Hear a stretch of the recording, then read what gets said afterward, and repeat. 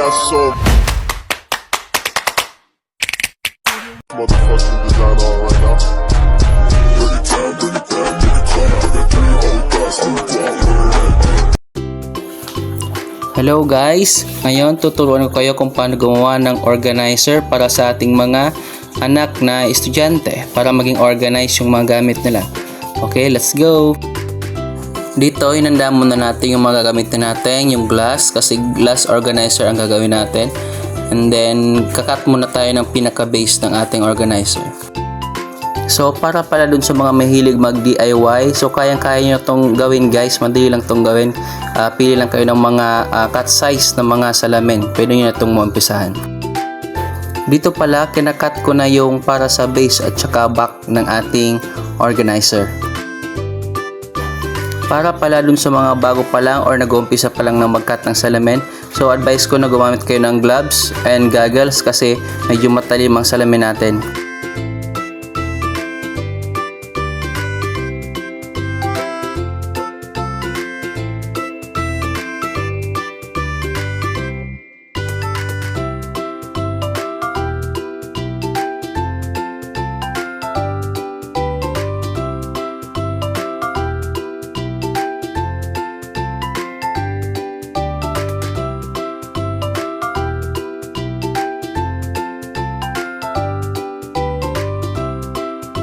So ito na guys, so nagawa na natin yung pang base at saka back. So pagdudugtungin natin siya dito.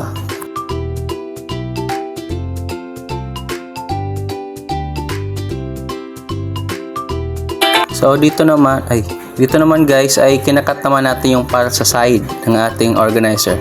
So dalawang salamin din yung para sa side.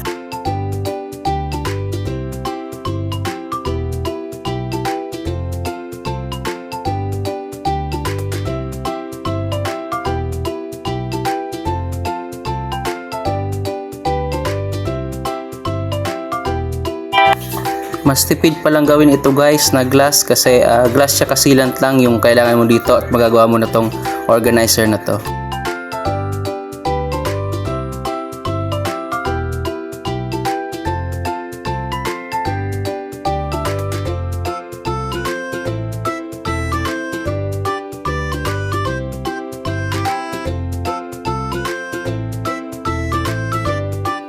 So ayan, ito na yung pangalawang side ng ating organizer. So ikat lang natin.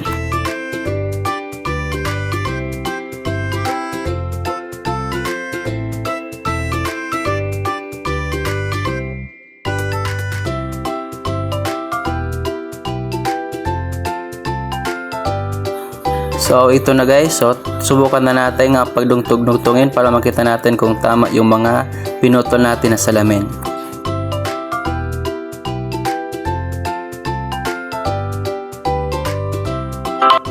So ayan guys, so tama siya, maglalagay na tayo ngayon ng silang.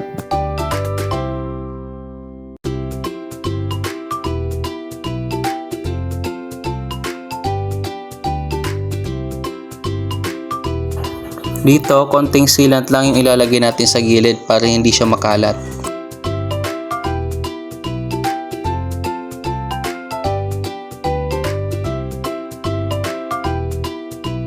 Ngayon, ididikit na natin yung back ng ating organizer. So, kailangan lang natin ng mga sandalan. So, pwedeng yung case ng soft drinks para gawin nating sandalan or kung ano bang pwedeng pagsandalan ng ating salamin para lang hindi siya tumumba.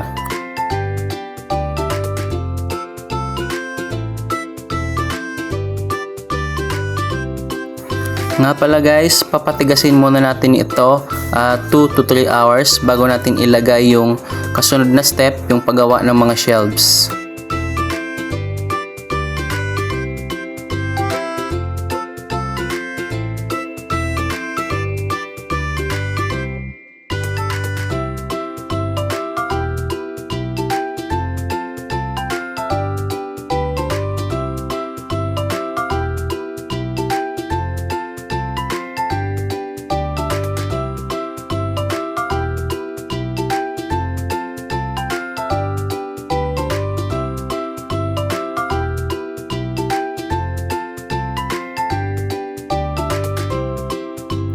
Dito naman, ididikit naman natin guys yung pangalawang gilid ng ating organizer.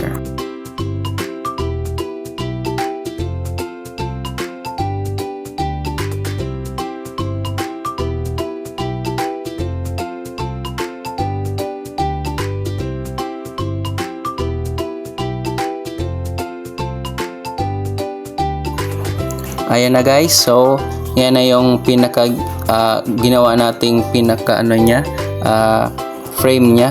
So hintayin na natin matuyo yung sealant. 2 to 3 hours yun.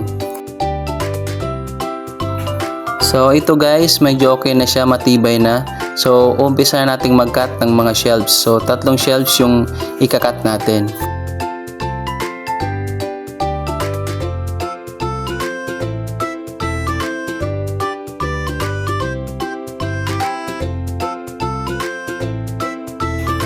Huwag nga pala nating kalimutan guys na hasain ng sandpaper ang mga gilid ng salamin natin para hindi masugatan yung mga gagamit.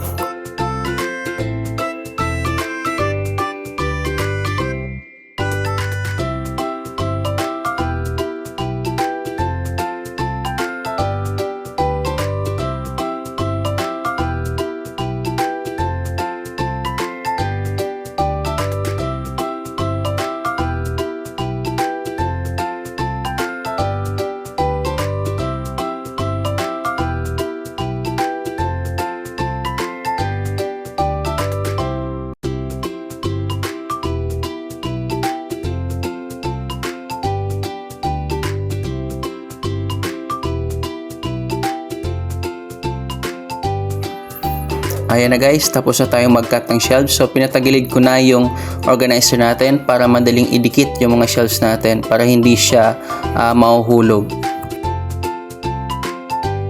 So kailangan nating idikit siya ng naka-slant ng konti para maganda siyang tingnan pag nakaharap na.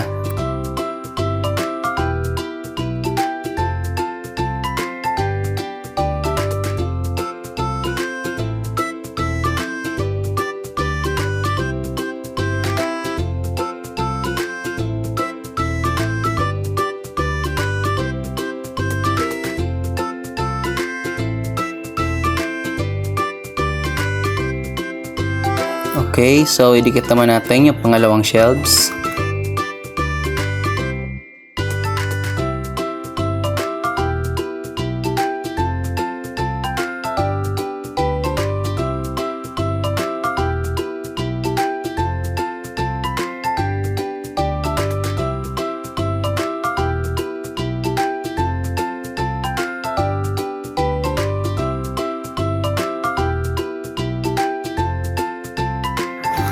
So ayan na guys, nakompleto na natin yung 3 shelves.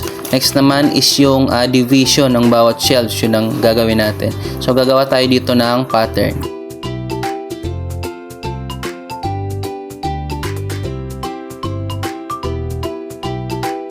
So ito guys, bond paper. So ito yung gagawin nating pattern para isahan lang yung pagkat natin ng salamin, hindi tayo magkamali-mali.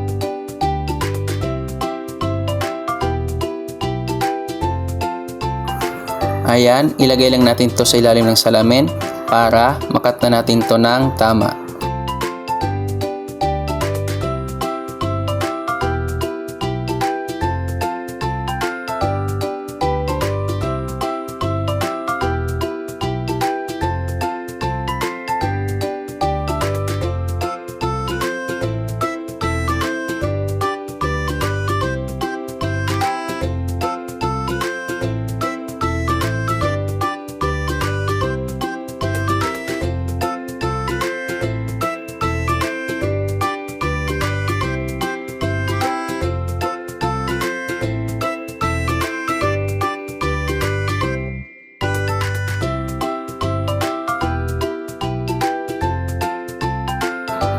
Ayan, naputol na natin. So, i-testing na natin kung kakasya ba siya dun sa shelves natin.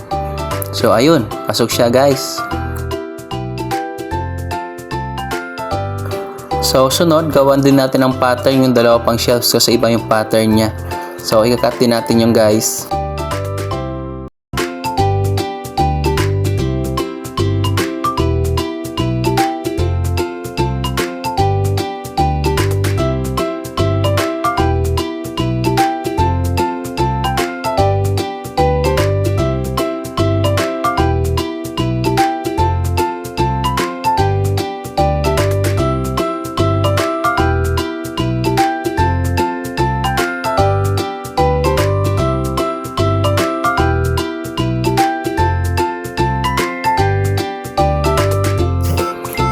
So ayan, so nakat na natin siya guys. So ayan, ginawan ko na siya ng patungan, yung C2 yung ginamit kong patungan sa kanya para hindi siya bumagsak. And then sinilat ko na din siya guys. So ayan yung itsura niya. So nakatagilid pa nga pala yan kasi hindi pa yan final. So ito na yung final niyang gawa na finished product natin. So tingnan nyo, napakaganda niya guys. Kung nagustuhan nyo to guys, paki-like and subscribe naman para makagawa pa tayo ng maraming videos tulad nito. Salamat!